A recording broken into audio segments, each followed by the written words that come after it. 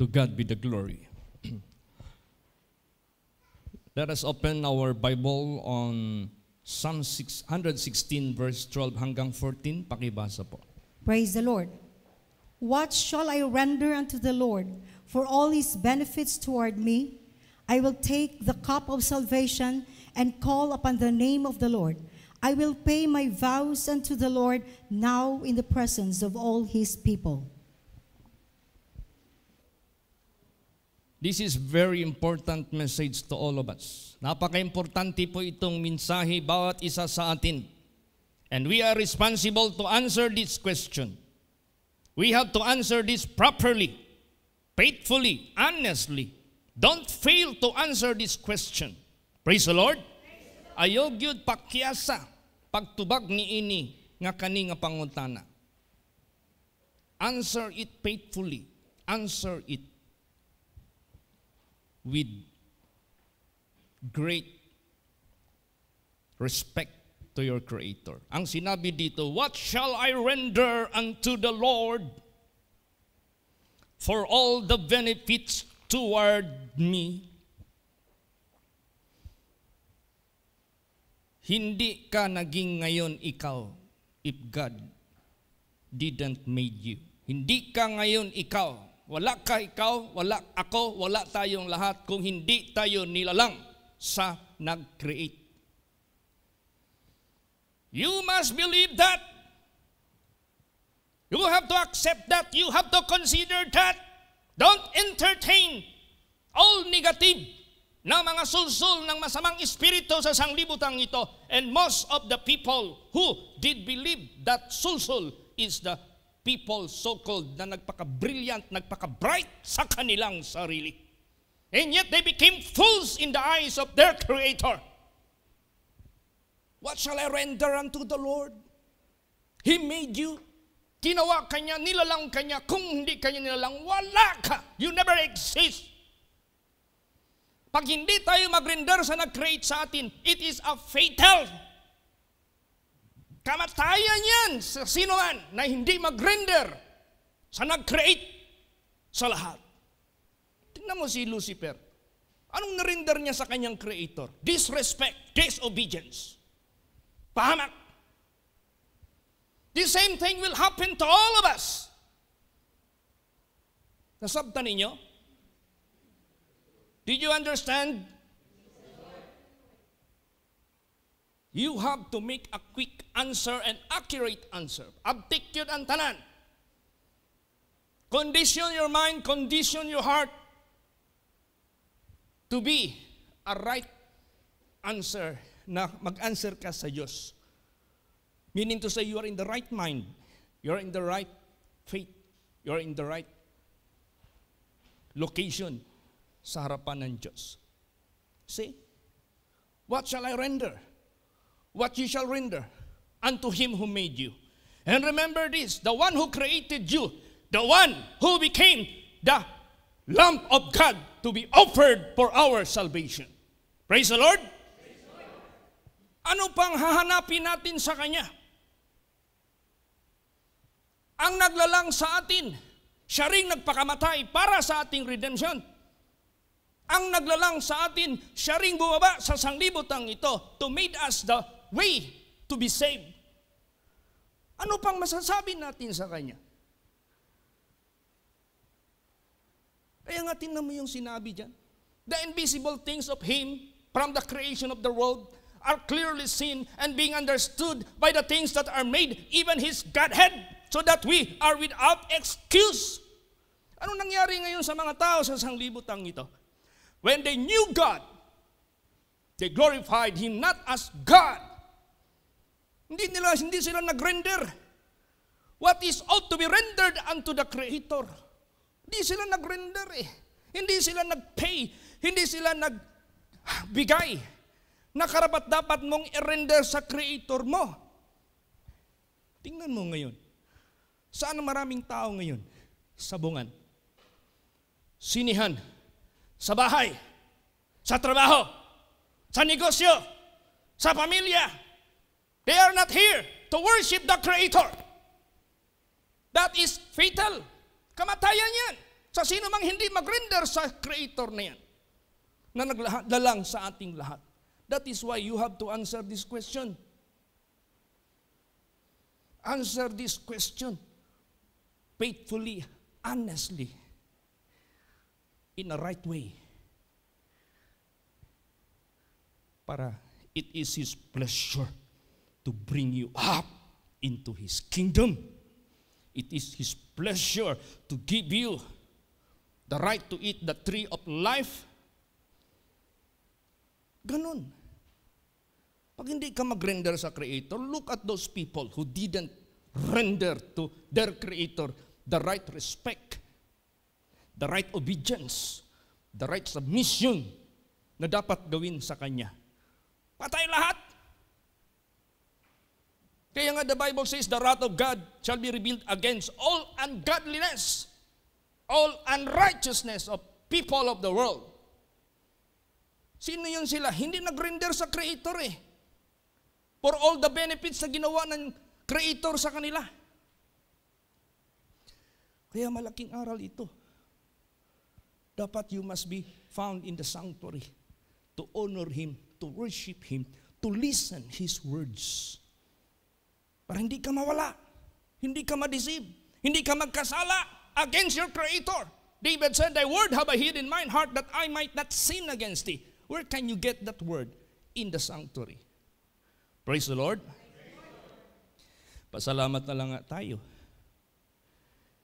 Even sanctuary are not being built to every place where the children of God would listen the word of God. But yet they can still avail the privilege to hear what you can hear in the sanctuary. Tumawag sa akin si Brother George kahapon. He would like to ask my confirmation whether they will be joining us in our Holy Communion service. Kasi yung kanilang pastora went to KK for a mission. Sabi ko, that's confirmed. Please prepare all necessary preparations to join us in the Holy Communion. Praise the Lord. Join us in every part. Once we will make our opening prayer, join us. Pagdating namin sa opening song, join us. All parts of the communion service, join us. Pagsabi dito na, this cup is the New Testament of my blood. Pag sinabi dito, this bread is my body to be broken for you, join us. So meron din nag-join sa atin sa Buena Vista. May mga lugar pa na hindi ko alam. Even Nanay Glo is joining us. Praise the Lord. Matagal niya nang sinasabi sa akin, you know, Pastor Chit, usually in every Holy Communion, kung di kami makapunta dyan, we are joining. See, render. What is due to God? Render with what is due to our Creator. Render carefully. Kasi tinitreasure yan ng Diyos sa kanyang mga nilalang. That's why you can hear some stories of the family. Children are not respecting their parents. Children are disobeying their parents. Children, that is one of wickedness. That is one of unrighteousness and ungodliness. Because parents reflects God, the parent of all people. Kaya kailangan natin ito gawin. Ngayon, so be ready to render unto your Creator for what? For all the benefits He have done to you. Yung sinabi ko sa inyo, He who created us, He who died for us. He who created us, He who suffered for us. Wala nang excuse ang sino man dito sa atin. So, in the first place, do not forget all the benefits na ginawa ng Diyos sa buhay mo. Una, He made you. Di mo na makalimutan dapat yan. Nilalang ka ng someone who made you, hindi mo siya maalaala. Ganon ka ka-ungrateful. Ganon ka ka-ungrateful. Hindi ka marunong tumingin magtanaw ng utang na loob sa naglalang sa iyo. Magdi masuko ang nagbuhat nato. Ug ato nang himuon. Di ba? Sinabi ko na sa inyo.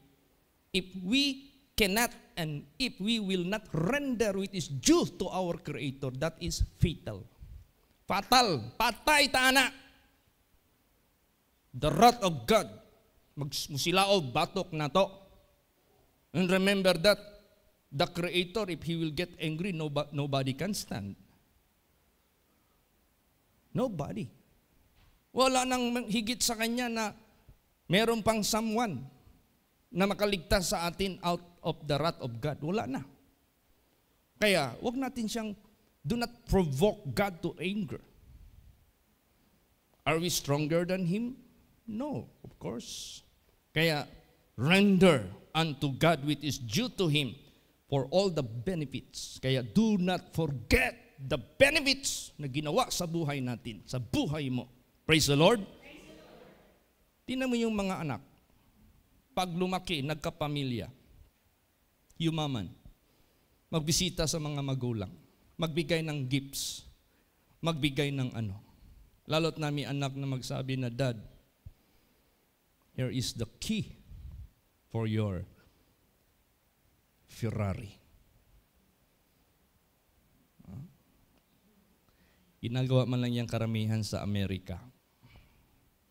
Pero sa atin, okay na yung, Dad, merong key sa Wigo. Bakit? Tumanaw ng utang na loob yung anak eh. That is big impact to the parents. How much more shall we not do it to our Creator?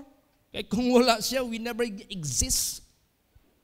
Kaya napaka itong ano na ito, question na ito. Careful tayo nito. You must be in the sanctuary to worship Him, to glorify Him, to serve Him. Eh, nag-example ako doon sa preaching doon sa nangyari kahapon sa Old Macopa. Yung sinabi ba ni Lord Jesus Christ, it is hard for a rich man to enter into the kingdom of God, but it is easier for a camel to enter into the eye of the needle. Tinanong ko yung mga tao doon, lalot na yung mga nandito sa harap, mga karamihan doon, may mga ano yun eh, may mga katungkulan sa gobyerno and maybe pastors. Sabi ko, Sir, saan mas malaki? Yung kamelyo o yung karayom at ang butas ng karayom?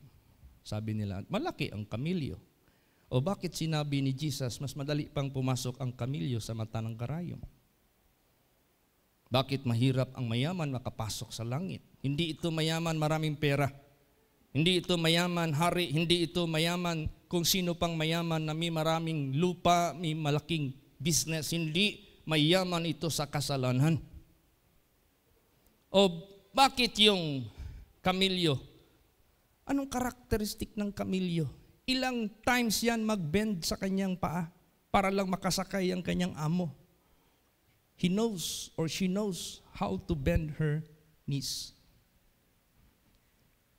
And even do like that.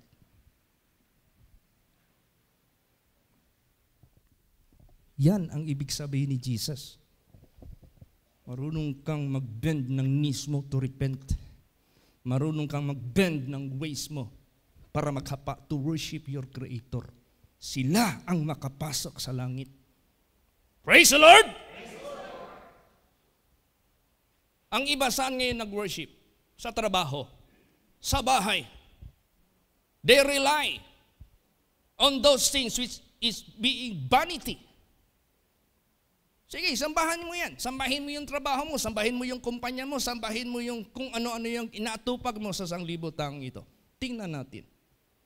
Tapos hindi mo magawa yung pag-render mo sa Creator mo. You disregard Him. for all the benefits na ginawa sa iyo, hindi mo pinansin.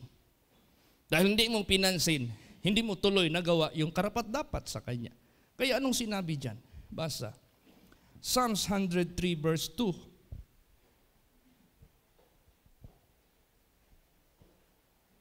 Praise the Lord. Psalms 103 verse 2. Bless the Lord, O my soul, and forget not all His benefits. Do not forget all His benefits to you. Huwag mong kalimutan yan. He is your heavenly Father. Siya yung naglalang sa iyo. Siya yung nagpakamatay sa iyo sa cross. Siya ang umibig sa iyo. Wala nang iba. Huwag mo yang kalimutan. And therefore, you have to bless the Lord. You have to make God happy. You have to make God even masaya siya sa gagawin mo sa Kanya. Alam mo, marami pa ring mga tao ngayon. Kinalimutan nila yung Creator nila. They are unmindful for their Creator. Hindi sila nag-iisip sa naglalang sa kanila. Kawawa yan. Masamang ugali yan. That is detestable. That is worthy to be punished from the Creator. Ayaw kang mag-honor sa Kanya, ayaw kang mag-glorify sa Kanya. You are not mindful sa Kanya. Naku, sabihin ko po sa inyo. Yung asawa nga, makalimutan lang ng husband, aso ng dalunggan sa kasuko. Ganon din ng husband. Ang Diyos pa kaya? Kalimutan natin? So, do not become unmindful to your Creator. Basahin natin. Meron yan dito. Sige. Deuteronomy 32 verse 18. Praise the Lord. Of the rock that begot thee, thou art unmindful, and hast forgotten the God that formed thee. See? Kaklaro, anak. Napakaliwanag po niyan. Of the rock. Why he is being titled rock? Because he is the only rock that can put you on the stable foundation, that everlasting life and assurance of your everything of this world will never sink into vanity. He is the strongest. Paul, he is the strongest ever we could say that can give us the assurance of our welfare dito sa mundo and the assurance of our eternal glory. You will never sink. He is the rock. So, of that rock that begat thee, thou art unmindful. So, yung mga tao ngayon, yabang-yabang. Napakayabang ng mga tao sa sanglibutang ito. Di man lang pumapansin sa naglalang sa kanila. Hindi nila alam. They are hating their own selves. Those who do not love God hates his own self. Don't ever do that. Huwag nating gawin yan. Kaya alam mo, gusto ng Diyos, humble tayo. It was the pride of life caused Lucifer to fall into his damnation and eternal damnation. It was the pride of everybody na ayaw maniwala, ayaw mag-submit, ayaw mag-obey sa Creator, na napahamak sa panahon ni Noah, napahamak sa Sodom and Gomorrah, at napapahamak sa mundong ito, at marami pang mapapahamak sa sanglibotang ito if we follow their footsteps. Kaya, kailangan talaga itong pag-render natin sa Diyos. Kasi, tinan mo si Lucifer, mas bilib pa siya sa sarili niya. Alam mo yung taong garboso, hindi magpa-correct. That is the right. Ayaw magpa-correct, mayabang.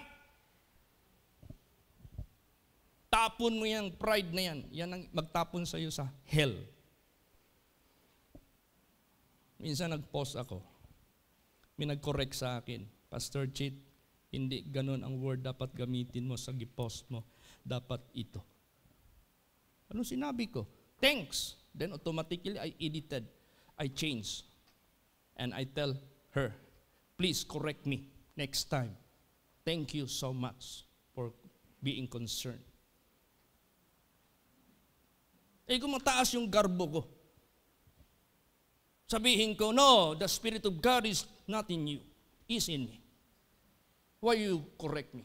I supposed to correct you. Yabang mo naman. Itapon niyang kayabangan. Praise the Lord. Jesus said, I am meek and lowly. Sample siya eh. Tularan natin si Ginoong Kristo. Let us follow His character. See? Of the rock that begat thee, thou art unmindful and hast forgotten God that formed thee. Naalala niyo yung lepers, the 10 lepers who were healed, all of them. And only one came to give glory. Only one came to remember God. Only one came to render glory to God. Huwag natin gawin yung 9 after they were healed. Forget. After they were healed, I don't care who you are. Huh? Is that the way you render to someone na nagpakita sa iyo ng great favor? Remember, one of the incurable disease is leprosy. But there is no such disease that we could consider incurable that God cannot heal. So pinagaling sila. Basahin natin yan. Luke 17:15 hanggang 18. Praise the Lord. And one of them, when he saw that he was healed, turned back and with a loud voice glorified God, and fell down on his face at his feet, giving him thanks. And he was a Samaritan. And Jesus answering said, Were there not 10 cleansed, but where are the 9? There are not found that return to give glory to God, save this stranger. See? Ano masasabi natin sa 9? Ungrateful individuals. And one of them, when he saw that he was healed, turned back, and with a loud voice glorified God, and fell down on his face at his feet, and giving him thanks. And he was a Samaritan. Tingnan mo, nakaalaala siya to give glory to God. Nakaalaala siya to be thankful to Jesus, whom by him he was healed. Kaya nagtanong si Lord Jesus Christ. Jesus answering said, Were there not 10 cleansed? Hindi ba 10 kayo na nalinis, napagaling sa ketong? Sana ang 9? Where are the 9? There are not found that return to give. Bakit hindi sila nakita para bumalik, para magbigay ng glory? Ito lang, estranghero. See? Ang daming taong, lahat ng tao, nilalang ng Diyos. Pagsabong, daming mag-attend. Pag-ayuda, puno ang auditorium. In-example ko yan eh.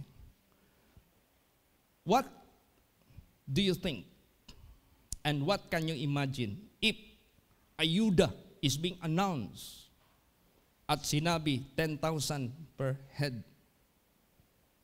Mapuno kaya itong auditorium o gym nandito tayo ngayon? Yung sinabi ko doon eh. Sabi nila, yes, puno. Tingnan mo. 10,000? How many days you're going to spend that? Samantalang, the Word of God, eternal benefits. Ayaw mo? Eternal glory, ayaw mo? Eternal riches, ayaw mo?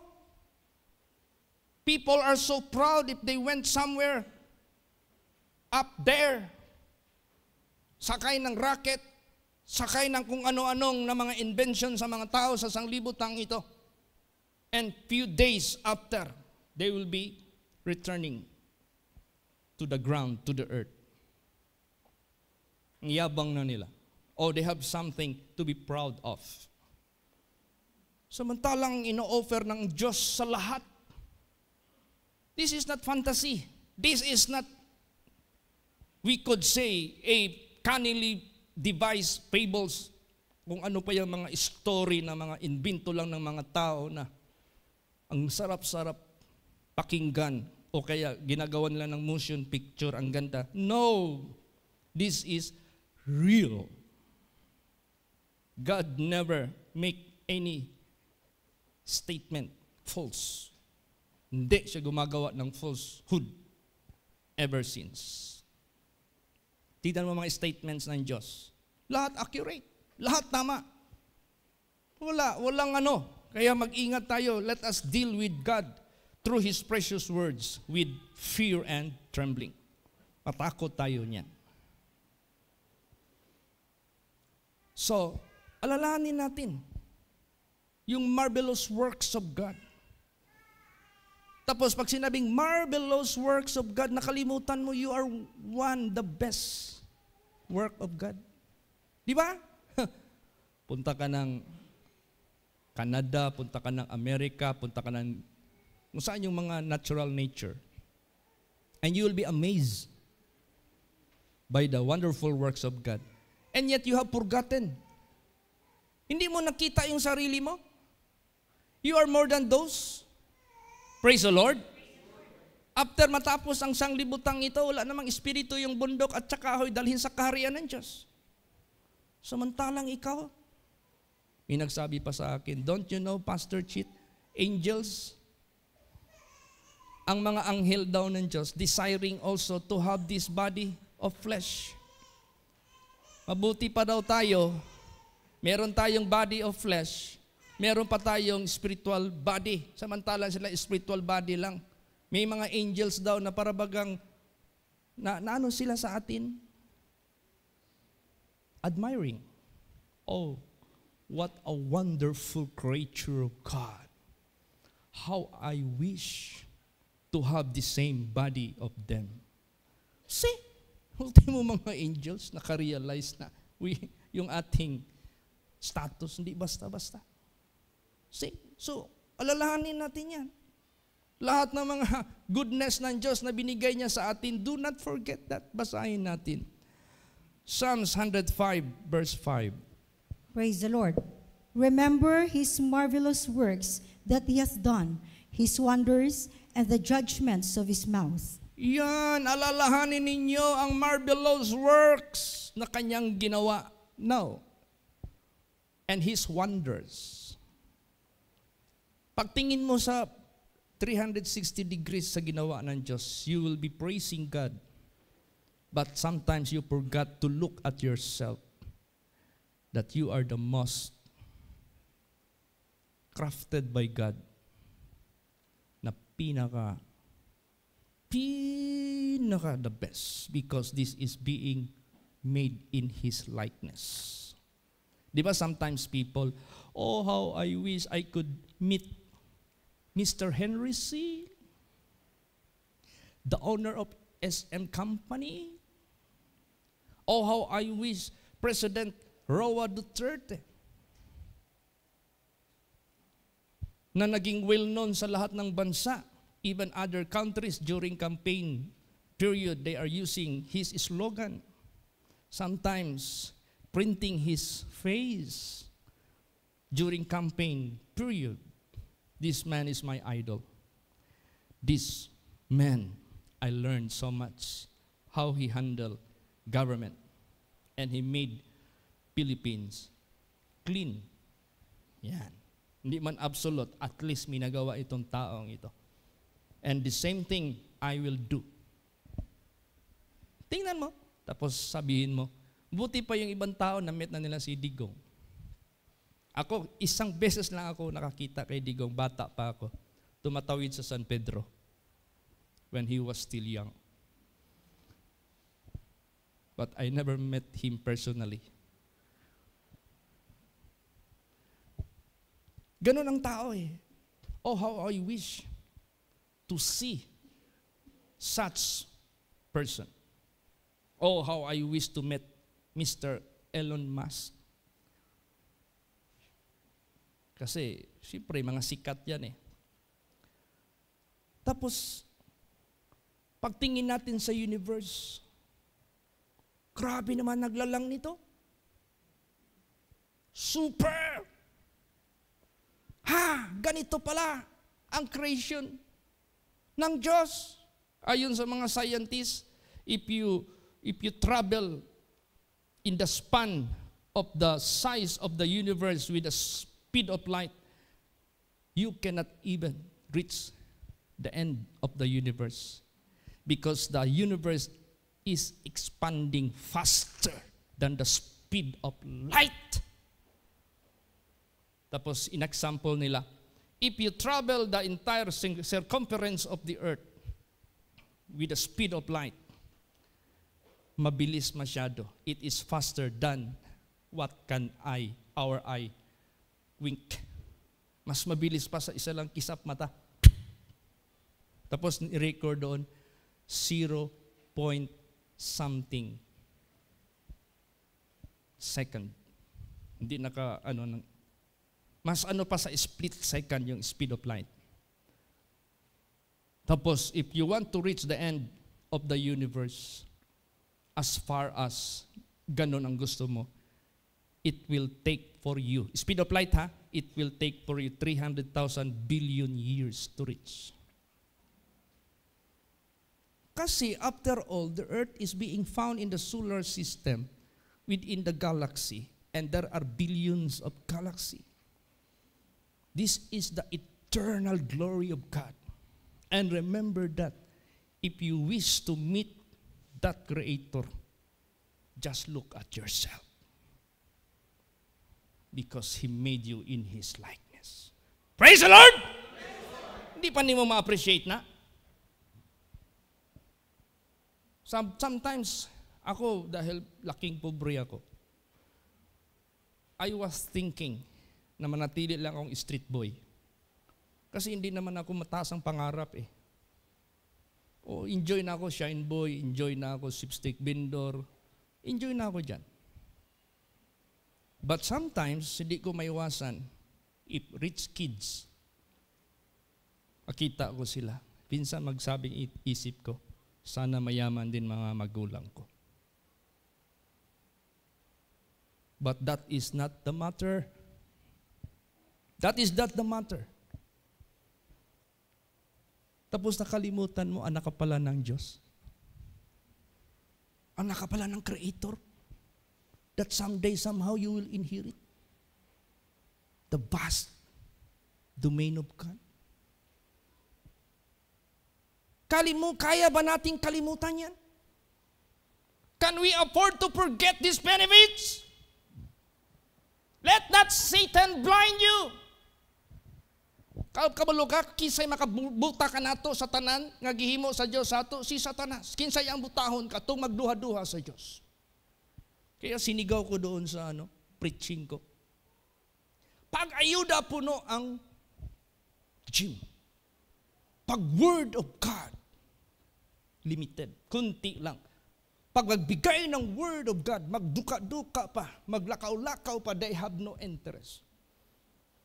Tapos sinigaw ko. Bakit? Why?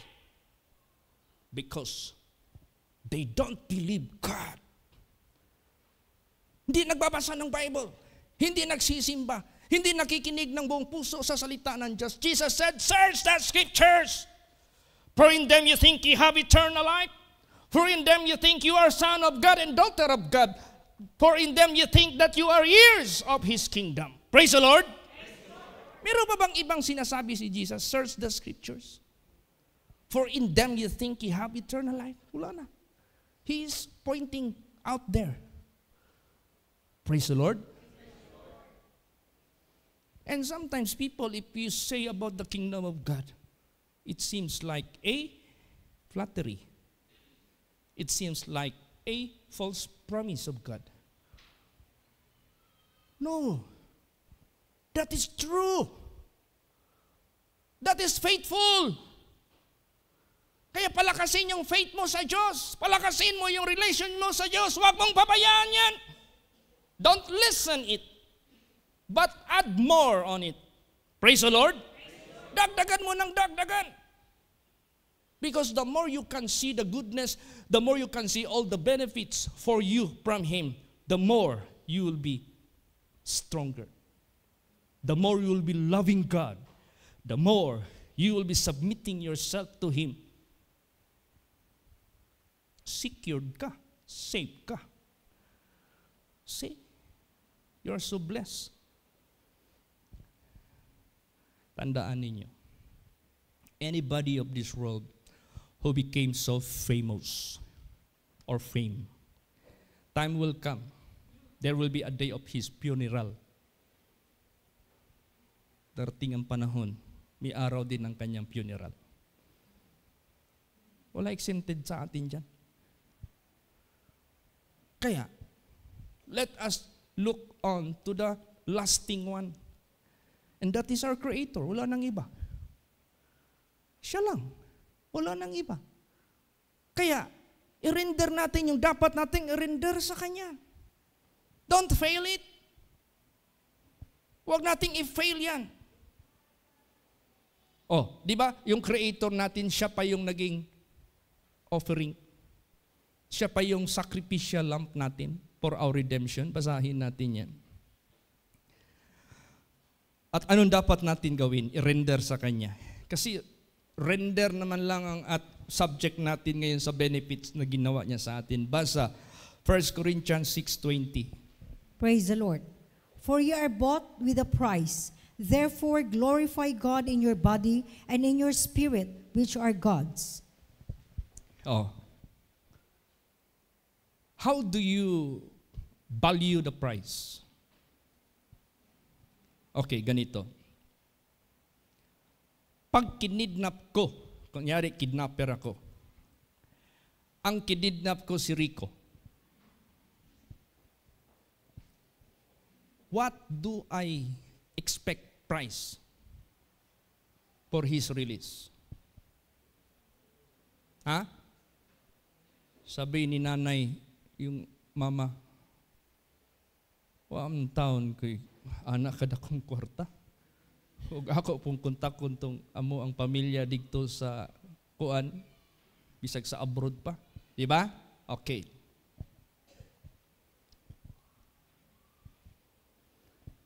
Bakit sinabi dito, ye are bought with a price? What is the value of the price paid for you and for me? The blood of the Creator. The highest value we can imagine. This is how He paid for our redemption. Kaya wala nang makaredeem. Kaya nga the Bible says, no one can redeem his brother because the redemption is so costly. But by the price of our Redeemer, which redeem us, is the blood of the Creator. Praise the Lord. He offered it for us. Yung pag pabuang-buang sa imong spiritual life, ayaw pag pabuang-buang, pabuang-buang, di ba magtininuod? Di ba magkinasing-kasing? Murag tanaw lang aning pulong sa Diyos. Murag na lang ka sa eskwelahan, maminaw, gawas. Murag lang ka nagtanaw dito unsay presentation, gawas. Ha? Is that the way you treat your Creator? Wag. Do not ever do that. Be merciful to your own self. Maawa ka naman sa sarili mo. Wala na tayong mapupuntahan. Kaya, ye are bought with a price. Therefore, glorify God in your body and in your spirit, which are God's. You have forgotten? Nalimtan nimo? Ang tag-iya nato, siya katong nag-redeem nimo ug nako. That is the right. way sa status natin. We are God's. Kanya na tayo. And the conclusion, therefore, glorify God in your body and in your soul, which are God's, because you're bought with a price. What if we will not render what is due to the owner? The owner has the right to cast you. The owner has the right to destroy you. The owner has the right to burn you. Kaya sabi ko sa inyo, fatal ang ayaw mag-render sa nag-create sa atin for all the benefits na binigay niya sa atin. Praise the Lord. So, how we shall do? Paano natin magawa? To glorify God in our body and in our soul. Basa. Romans 12:1. Praise the Lord. I beseech you, therefore, brethren, by the mercies of God, that you present your bodies a living sacrifice, holy, acceptable unto God, which is your reasonable service. Yan. I beseech you, therefore, brethren, by the mercies of God. He redeemed us. Then therefore, let us present your body, my body, as a living sacrifice. How God require a living sacrifice for us. In the old days, paano ba mag-ask ang Diyos ng living sacrifice or burnt offering? Di ba pinapatay? Pinapatay. Sinusunog. So this body must be killed. Patayin ito. Umari, sunugin ito. The body of sin must be burned. Praise the Lord. And offer it unto the Lord as a living sacrifice. But not necessarily physically patayin natin, but the sinful manner. Then, papalitan niya ng holy. Holiness. Sabi ng mga pastors, pag tapos ng mauwi na kami, yung mga pastors naglapit sa akin, Pastor Chit, salamat sa imong word. Sabi ko, that's not mine. That is the word of God. I don't know how. Ano kayang tinuturo sa Bible school? Ano kayang tinuturo sa mga churches? Why they keep on saying this oftentimes? After they were being blessed, after they were being, they felt the impact of the accuracy of the word of God. Why is it they keep on saying, salamat sa imong word? Narabag yung imong word. Are they pleasing me? That's a wrong approach to a servant of God. Praise the Lord. Huwag natin gawin yan dito. Let us teach the world. Kaya lagi kong sinasabi, no, that's not mine. That's the word of God. Praise the Lord. Tapos mag-met na naman ako ng ibang pastor. The same. No, I keep on. Balag, maurot ning lawin ako, sigigsulti. No, that's not mine. That's the word of God.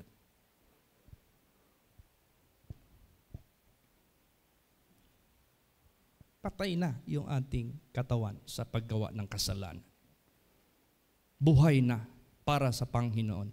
Holiness, acceptable unto God, which is our reasonable service na ating ipapakita sa ating Panginoong Diyos. Yan ang dapat nating gawin. Tapos sabi yung isang pastor sa akin, salamat pastor, ginamit ka ni Jesus na salitain mo ng klaro. Wala day kaber-kaber ka na isulti na buyan na gyud dapat buyan. Kay na-mention man akong sabong. Yung mga dato ng mga sabongiro. Siguro daghan dito mga mikaya nga hilig sabong. Pastor, daghan salamat kay na-mention nimo tong sabong daghang sabongiro diri. At least mawarningan sila, mutuo man sila dili. Because so may kadlukan na itong musultis tinuod. Why we are being afraid telling them the truth? But let us tell the truth, and the truth will make them free. Praise the Lord. Sulti lang sa tinuod. Anyway, hindi mo natin sinabi yan to humiliate them. No, to put themselves dirty. Let us speak His words. At milagro, miracle. It's been raining for many weeks already in that area. It's been raining day and night, day and night. Only that day, praise the Lord, has no rain. Until we finished, until we went back, there was no rain. Pero paglagpas namin ng Davao Oriental, grabe ng ulan kagabi. God knows the vicinity of the area where the people are gathering to proclaim His gospel. Praise the Lord. And that is how Jesus promised, I will be with you even unto the end of the world. Wherever you may go, sasamahan ko kayo. Kaya, purihin natin. Grabe yung benefits na ginawa ng Diyos sa buhay natin. Kaya, this cup that we are partaking, basahin natin. 1 Corinthians 10:16. Praise the Lord. The cup of blessing which was blessed, which we bless, is it not the communion of the blood of Christ? The bread which we break is not the communion of the body of Christ? Yeah. We are being reconciled to God. Reconciled, united again. Not only in relationship, titles, daughter and father, son and father, no, but united in our inner man and even in our flesh. Nakiisa tayo kay Kristo. Praise the Lord. We are being detached from the attachment of the devil. We are already connected and interconnected and united with the Spirit of God, with the flesh and blood of Jesus. Yun na yung buhay natin. Ang ikabubuhay natin, si Jesus Christ na. I am crucified with Christ. Nevertheless, I live, yet not I. Now the life which I now live in the flesh, I live by the faith of the Son of God who loved me and gave Himself for. Diyan ka na mabuhay. United ka na sa ating Panginoong Hesukristo. Then, isa nag-preach ko doon kahapon. Pag tinanggap mo si Jesus para maging anak ka sa Diyos, huwag ka nang gagawa ng kasalanan. Because if you receive Jesus Christ and you do iniquity, you do sin, you forsake Christ. The moment you receive Christ, you consider na siya na ang matuman sa buhay mo, siya na masunod sa buhay mo. He must be the one to live in you. And Christ has no sin. Kung hinayaan mo si Jesus Christ, minsan tayo madali. Mag-ingat talaga tayo. Yung madali tayo magalit. Ayaw talaga ni Jesus yun. Nasa Proverbs ba yan? Ang taong madaling magalit, kinumpir siya sa foolish person. Walang control.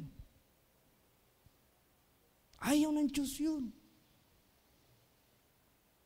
Na kung lagyan tayo ng barometer, mas malakas pa yung pitik ng pulso ni Satanas sa buhay natin, ang dali nating magpakita ng karakter ni Satanas. Samantalang karakter ni Jesus, meek and lowly, hindi man lang makita halos sa buhay natin. When can you determine the metal, whether it is gold or not? by a strong chemical. Diyan tayo masubukan whether you are a real Christian or not by a strong impact or temptation. Kaya, sanayin na natin yung sarili natin to render what is due to God. Praise the Lord! Sana yung word of patience. Sana yung temperance. Sana yung love. Sana yung goodness. Goodness can never be altered to evil. Goodness is always good. Praise the Lord! Hindi kayo maging katulad tayo ni Ephraim. Sabi ng Diyos, Ephraim, Ephraim. Sa may himo na ko nimo. Ephraim, what shall I do to you? Because your righteousness is like a cloud in the morning. Movable, changeable, unstable. No, kailangan yung righteousness na taglay natin sa Diyos dahil pinatira na natin if you accept Christ, meaning to say you let Christ live in you. Praise the Lord. Para bang inaccept mo yung babae para asawahin mo, mamumuhay na siya kasama mo sa pamamahay mo. Pag inaccept ka ng babae, ang lalaki inaccept ng babae, i-consider niya na magtira na yan sa buhay niya as a family. Kaya yung makopa, sabi ko, asa naman tong makopa tree dire? Kaya in every place there is a history. So this place is now being called Makopa because there is a Makopa tree. Wala man silang maturo. I-change na lang natin itong meaning sa Makopa. Ma stands for mama. Ko stands for the son or daughter. Pa stands for papa. Makopa is a family. Praise the Lord. And let the family live in harmony. But if you want a family that lasts without end, the family of God, you must be established as family with God. After all, mga matay tang tanan, dissolved ang atong family. No more marriages, no more son and daughter and husband and wife. We will be like angels. The best family is to be the member of the family of God. Praise the Lord! Praise the Lord. Ganun sa buhay natin.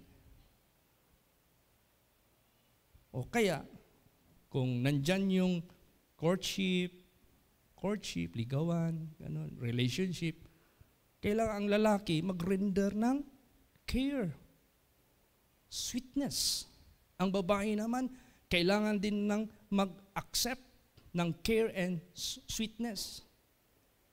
Ganun ang relationship natin sa Diyos. Praise the Lord. Huwag nating saktan ang Diyos even in our word. Alam mo nung nanglika ako kay Sister Joy noon, tugti lang po ko ninyo sa iyong istorya, wag manggun mo kabalo sa among love story, God. Wala pang cellphone. I used to write by letters. 3 days pa yan magdating dito. Careful ako sa words ko na hindi ako makapasakit sa kanya.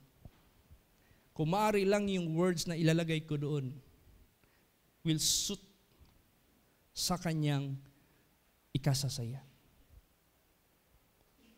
Tapos the way I fold my letter, meron pang meaning. Pak. 5 fold. Bakit 5 fold? I love you very much.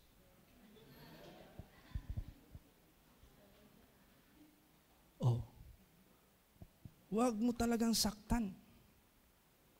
The same with God. Never show any attitude that hurts, that grieve the Holy Spirit. Praise the Lord.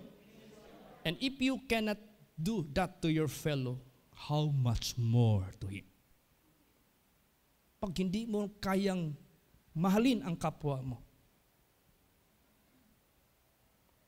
how much more, paano mo magawa yan sa hindi mo nakikita? So if you want to be a truthful believer Christian, prove it to your brethren first. Praise the Lord. Pakita mo muna yan sa iyong kapwa. Kahit hindi mo yan karelasyon, kahit sino pa yan. Be kind. Be good. Praise the Lord. To all brethren, to all people of the world. So hindi natin pwede na magpartake ka ng communion tapos ang ugali mo hindi makain ng aso. Mag-take ka ng Holy Communion tapos ang pananalita mo marumi pa sa mabahong malansang isda. Sino ba yung tao sa Pilipinas na ang taong hindi marunong umibig sa sariling wika mas mabaho pa sa malansang isda? Sino yun? Si Jante. Oh, tinan mo.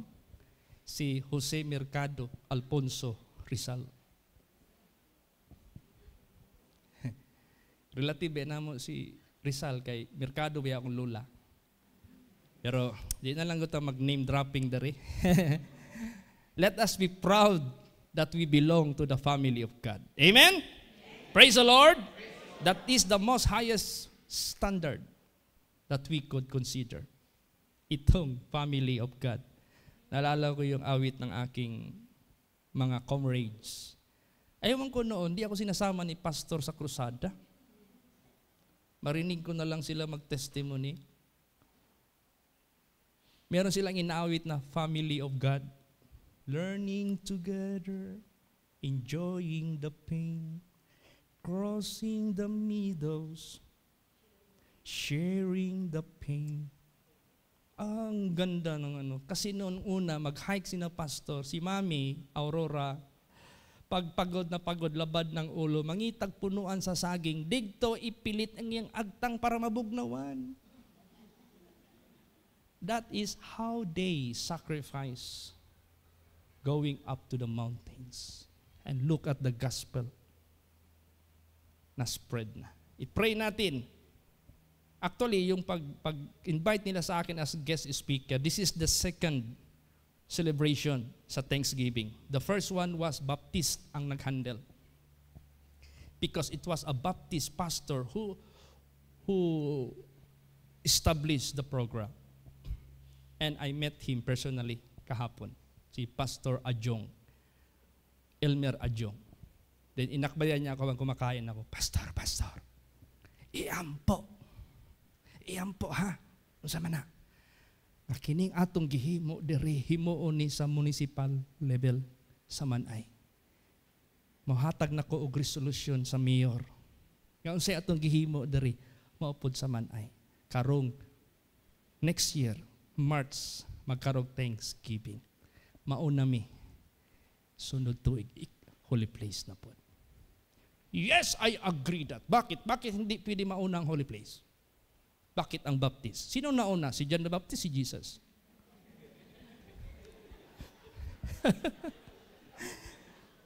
They are preparing the way of the Lord. Praise the Lord. Sabi ko, it makes sense. No? Iba talaga si Jesus. Basta mag-arrange. Oh, tingnan mo. Alam mo, first time akong nakatanggap ng plaque ba yan? First time. Because Lord, I'm not introducing myself, but I never introduce myself. Who am I? But I only introduce you in this crowd. But if they acknowledge me as your servant, they acknowledge you too. Praise the Lord. Ganun man lang yan. Basta wag lang natin kalimutan talaga. Mag-humble lang tayo. So, do not drink with the cup of the Lord, with the cup of the devils. If you say, praise the Lord, and you malikas, what do you mean? Are you drinking with the cup of the Lord at the same time with the cup of the devil? If you do that, yes, that's it. Basahin natin yan. 1 Corinthians 10:21. Praise the Lord.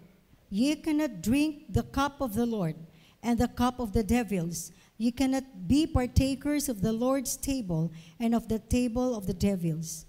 Yan. Hindi mo pwedeng gawin yan. Bawal yan. That is prohibited.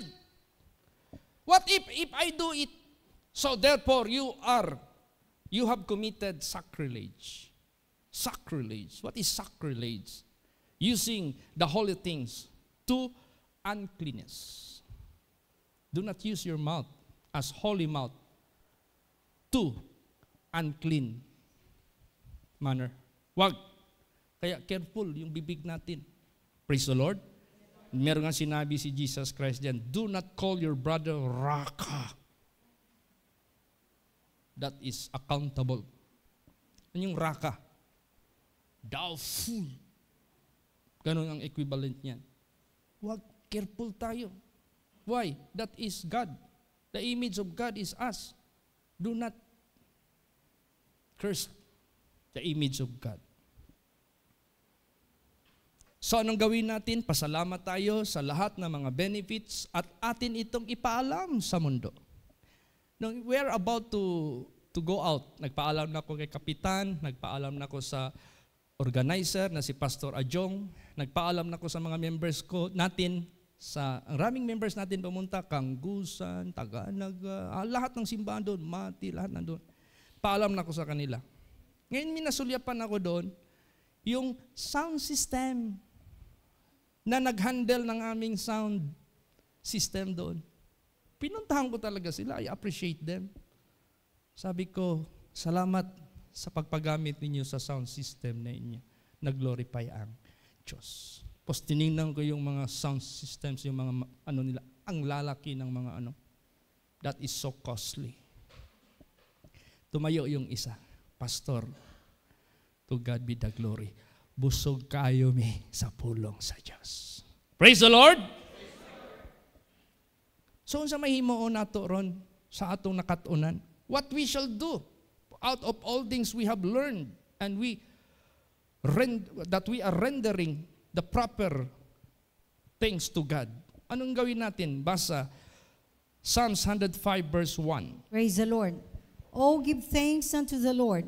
Call upon His name, make known His deeds among the people. Yes. Pasalamat tayo sa Panginoon, tumawag tayo sa Kanyang pangalan. What do you mean calling His name? If you call the name of someone, meaning to say, you have good relationship with Him. Kailan mo hindi matawag yung kapwa mo? If you have grudge. Praise the Lord. I cannot even look to the eyes of someone which I have grudge. Tawagin ko pa kaya yung pangalan niya? Lalo hindi. So if you keep calling to God, you keep your relationship with God good. Praise the Lord. Yan, keep calling to God. Maintain your good relationship with your Heavenly Father. Make known His deeds among the people. Tell them. Masaya ako na lalong rumami yung pinapakita sa space camera. You know, I am not obsessed of these discoveries, but I am obsessed of the truth of God. Praise the Lord. Kasi sinabi dyan, the invisible things of God from the creation are clearly seen and being understood. How big, how wide, how fast. Lahat-lahat na. Being understood by the things that are made. And even His Godhead. Nalaman na natin. Praise the Lord. So ito yung ipaalam natin sa mundong ito. Last verse. Isaiah 12:4. Praise the Lord. And in that day shall ye say, praise the Lord. Call upon His name, declare His doings among the people. Make mention that His name is exalted. Yes. Purihin ang Panginoon, tumawag sa pangalan niya, ihayag ang mga gawa niya sa lahat ng mga tao. Gawin, i-mention ang kanyang pangalan na ito ay itataas po natin. There is no other name above all but Jesus. But let us not just call that name verbally, but let us honor that name by obedience of His holiness and righteousness. Praise the Lord. Yan ang pinaka-importante.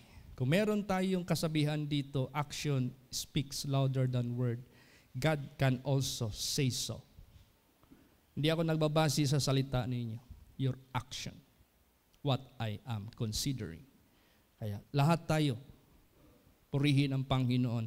We have so much today from the Lord.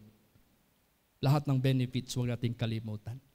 What we ought to render to Him who gave us these benefits, gawin natin ng buong puso. Una, take the cup of salvation. Ikalawa, call upon the name of the Lord. Establish good relationship with Him until the end. And pay your vows unto the Lord. Praise the Lord. Gawin mo anong pinanumpa mo sa Panginoon.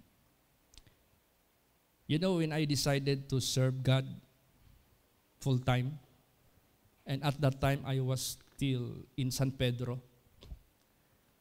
nung papasok na ang opening class ng kolehiyo, tinawag ako ng magulang ko. But without their knowledge, I made a vow to God. And I am obliged to pay it by hook or by crook, by all means. Pag pressure nila sa akin, I stood because I made a vow. And this vow must be fulfilled among the eyes of the people. Don't be afraid. Praise the Lord. After all, you are honoring God. Tapos na ba yung last verse? Ano yung last verse? Okay. Hindi, yung last part ng ating first verses pala, sorry. Okay. I will pay my vows unto the Lord because you made a vow unto Him. Now, where? In the presence of all people. Why do we need to perform it in the presence of all people to be a good model? To be a good example. Let your light so shine before men. Praise the Lord. Kaya lahat tayo, let us take the cup of the Lord and the bread which the flesh partaker of Christ's sufferings. Don't make duplicata. Ang daming politician ngayon na nagsusupport kay Duterte when he was the president. Ngayon, nagsupport na doon sa hindi kasama ni Duterte. Is that an issue? No. That is politics. Normal lang yan. Ang issue dito, tayo. Pag nagsumpa ka sa Diyos, nagsumpa ka kay Taning, that is big issue. Praise the Lord. Ganun man lang yan. Dito tayo ngayon mag-focus kay Lord Jesus Christ. Kaya, wag nating bitawan, I pray. Let have peace in the Philippines. Praise the Lord. Let's bring the good news to them. Let's pray for President, for the Vice President. Let us pray for all people. And let the gospel of God be proclaimed together with the government. Itong nangyari sa, this is collaboration with the government. Tingnan mo, dadalhin na nila sa municipality. Someday, somehow, they will be bringing it to the province. Kaya, purihin ang Diyos. This is the answer of our prayers. Have you forgotten that we ask God to open more doors? And He is now opening. Did you forget? Nalimutan mo ba? We prayed last Wednesday for the good relationship with the President and the Vice President. And BBM proclaimed, stop the so-called, impeachment against Vice President. Let us work. Di ba yun ang hiningi natin? Praise the Lord. Di ba sabi dito na huwag tayong magpabungol-bungol, huwag tayong magpabata-buta. Tayo na malapit sa Diyos, tayo ang maghingi sa Kanya. Di ba ginawa niya? Praise the Lord. Kaya, if we involve ourselves to the people of the world, we are bringing God to them. Ito na yung last verse kanina. Make it known to the people. Praise the Lord. Magatindog ang tanan. Atong awiton ang closing song. Ano yun, Living for Jesus.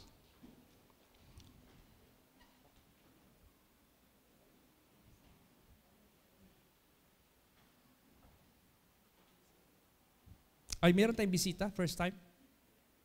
Ay, naadi ay, sorry. Lingkod sa antanan, ako sa ning ampuan. Oo. Ang bisita ay lingkod, ang hidere.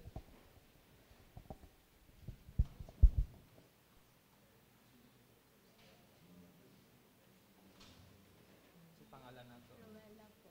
Luella Villamor. Luella Villamor. Unsa man nimo si Lolo po na kami. asa pa man po yo? Sa Torrijos.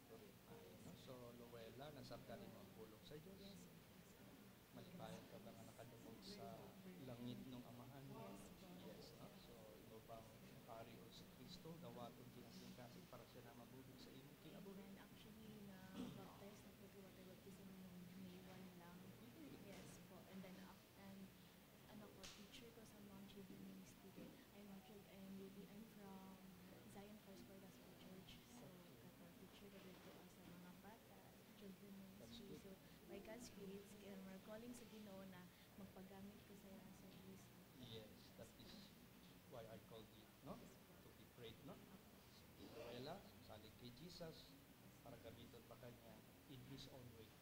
Nasa kami, iyang mga mata. Uban sa ako sa pag-ampo, kinasingkasing. Lord Jesus, daghang salamat sa imong pagtawag kanako aron sa pagpamuhat sa imong mga buluhaton. Gawas kanimo, wala ako'y mahimo. Kay mas gamhanan ikaw nga makahimo sa pagluwas sa mga katawhan.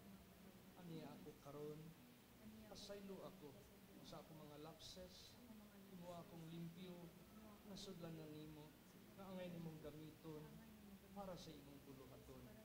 Akong giampo kanimo, Lord Jesus, tudloy ako sa imong pagkabalaan, sa imong pagkamatarong. Ako mga lagad kanimo kinasing-kasing. Daghang salamat sa kapasayloan sa tanan ako mga sala.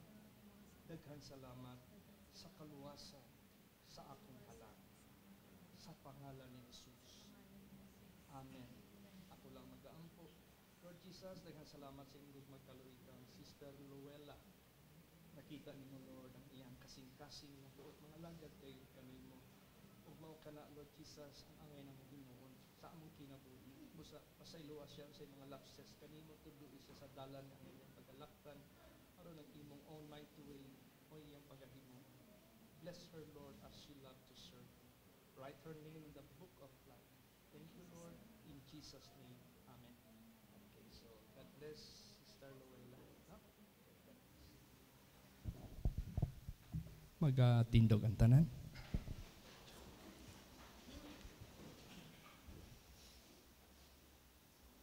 Let us sing our closing song, Living for Jesus.